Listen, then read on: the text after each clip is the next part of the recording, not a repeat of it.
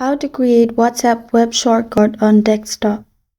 Hi everyone, it's Sophia to assist you today. Without any delay, let's jump right in. First, open WhatsApp web on your Google Chrome. Then log into your account by scanning it or adding number and password.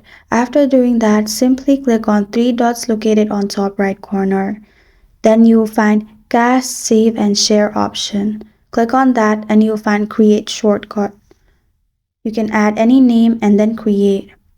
As you can see, WhatsApp web shortcut has been created. And when you simply open WhatsApp web shortcut, you will go to WhatsApp web.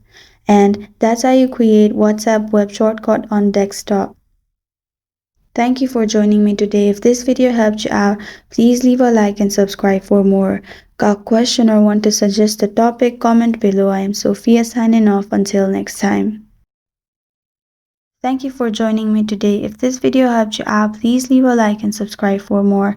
Got a question or want to suggest a topic? Comment below. I am Sophia signing off. Until next time.